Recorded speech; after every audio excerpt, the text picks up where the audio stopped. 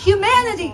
In the name of humanity. In the name of humanity.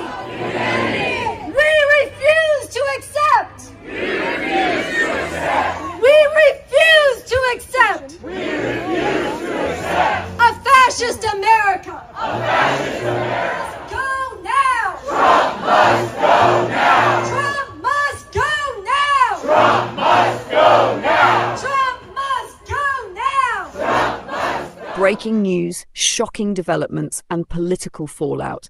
This is a video you need to see. If you care about democracy, violence, and where this country is headed, do not click away. Before we begin, hit that subscribe button and smash the like. Let's get right into it.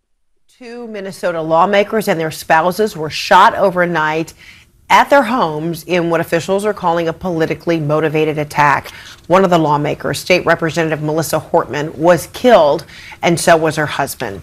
Hortman was the top House Democratic leader in the state legislature and a former Minnesota House Speaker. State Senator John Hoffman and his wife were also shot in their homes. In their home, they are in the hospital after undergoing surgery. Officials say they are optimistic that they will survive. Meanwhile, a massive manhunt is underway for the suspect, who authorities say targeted the victims at their homes, impersonating a police officer. Yeah. So we have tragic news that came in overnight. One state lawmaker was murdered last night in a politically motivated attack, and another one is still in the hospital recovering. Also, no King's protests have started all across the country, but the rhetoric is going to leave you stunned. And finally, President Trump is drawing backlash from conservatives for his new stance on immigration.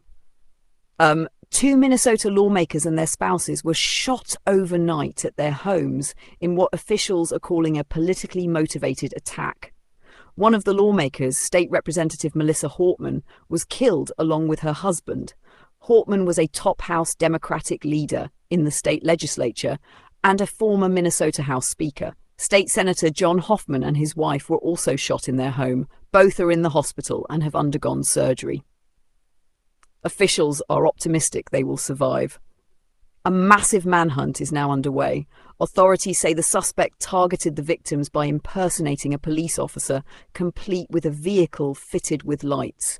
It's tragic news, especially with how toxic our political landscape has become. All of this started to unfold around 2 in the morning overnight when police say that they got a call about a shooting at a residence at Minnesota State Senator John Hoffman's home. They entered and they found both his wife and State Senator Hoffman were shot and injured.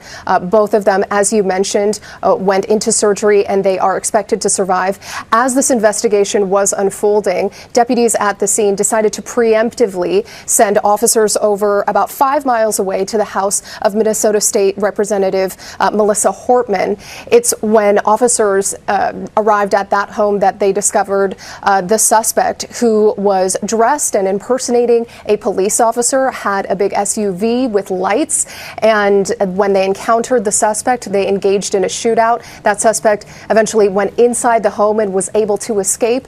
When officers were able to get inside that residence, that's when they found State Representative Melissa Hortman and her husband had been killed. President Trump released a statement. I have been briefed on the terrible shooting that took place in Minnesota, which appears to be a targeted attack against state lawmakers. Horrific violence will not be tolerated in the United States of America. God bless the great people of Minnesota.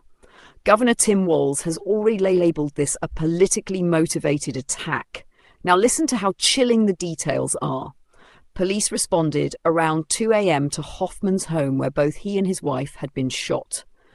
As they began the investigation, they preemptively sent officers to Hortman's house, and when they arrived, they encountered the suspect, who was impersonating law enforcement.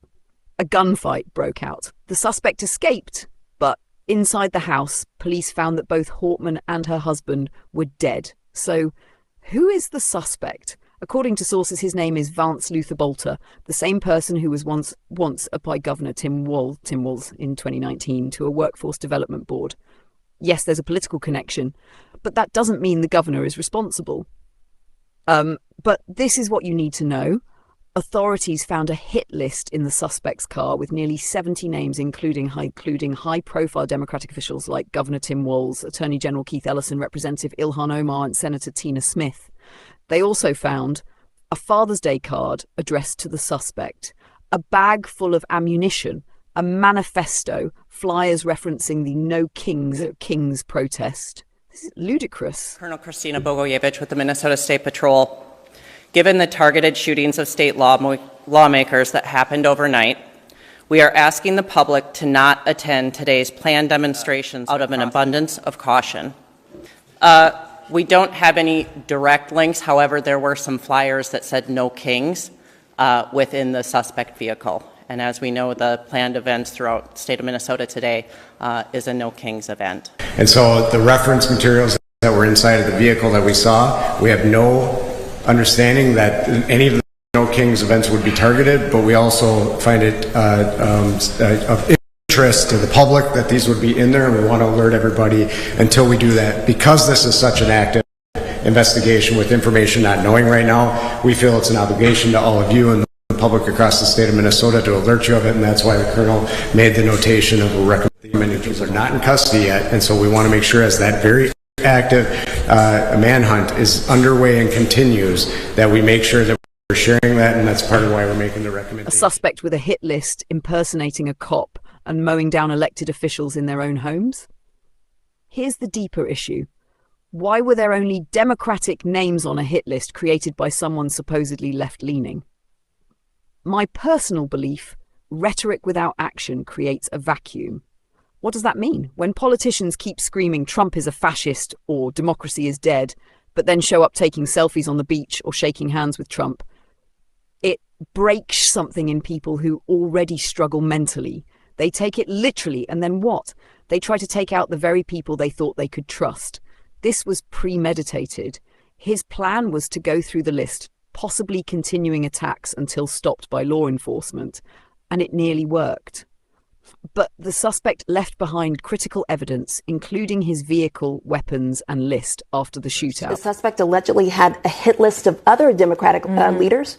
Officials said at the press conference earlier, Morgan, that they had found a list inside of that car that he had at. They said that it looked like a police cruiser with lights flashing, and now sources are telling us a bit more about exactly who was on that list that was found in the car. They're saying that it included multiple Democratic lawmakers, both at the state and the federal level. That included Governor Tim Walz, who we heard speaking earlier today. It includes the Democratic State Attorney General Keith Ellison. It also includes Congressman Ilhan Omar, who of course is quite outspoken and known from that state, and another senator from Minnesota, Tina Smith. So those are high-level, notable names. We're also told that investigators are looking into whether or not suspect or person of interest was possibly motivated by extreme views on abortion.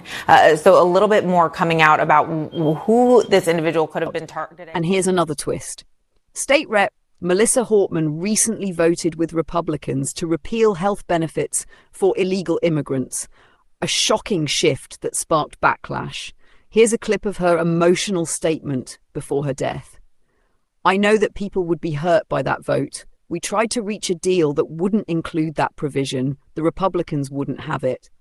Now we ask, why do people think we need to use a bullet instead of a ballot? It's about mindset.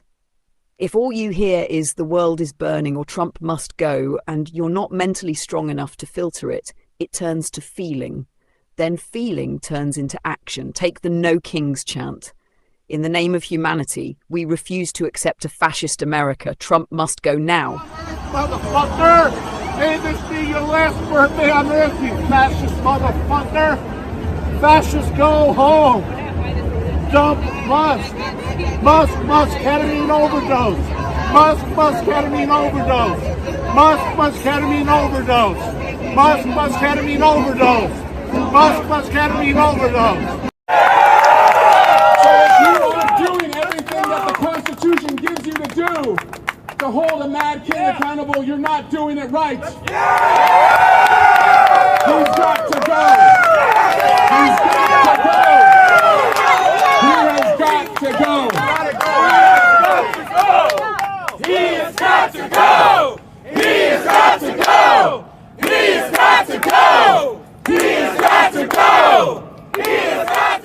Is it free speech? Yes. Is it dangerous when unwell people are listening? Absolutely. We've already seen what that leads to. The CEO of United Healthcare murdered, Israeli embassy staff murdered, and now elected officials targeted in their homes.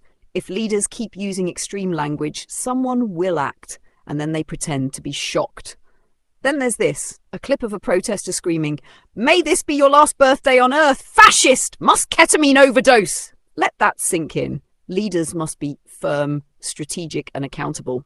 Karen Bass in Los Angeles was weak in response to riots and attacks on officers. But in Florida, Sheriff Grady Judd made it clear, if you throw a firebomb or point a gun at our deputies, we will kill you, graveyard dead. That's called real leadership. If you throw a brick, a firebomb, or point a gun at one of our deputies, we will be notifying your family where to collect your remains at, because we will kill you graveyard dead.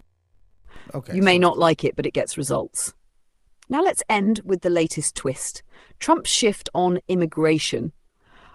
According to the New York Times, President Trump has told ICE to not deport workers in farms, hotels, and restaurants, despite his earlier hardline immigration stance.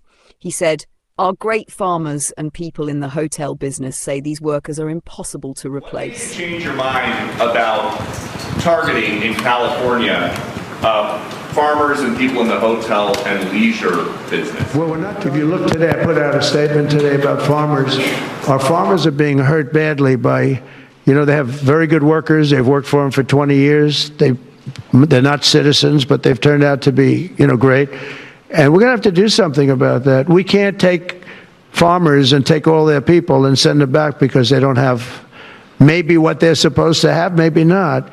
And it's going to get rid of some of the people because, you go into a farm and you look and people they've been there for 20, 25 years and they've worked great and the owner of the farm loves them and everything else. And then you're supposed to throw them out. And you know what happens? They end up hiring the people, the criminals that have come in, the murderers from prisons and everything else.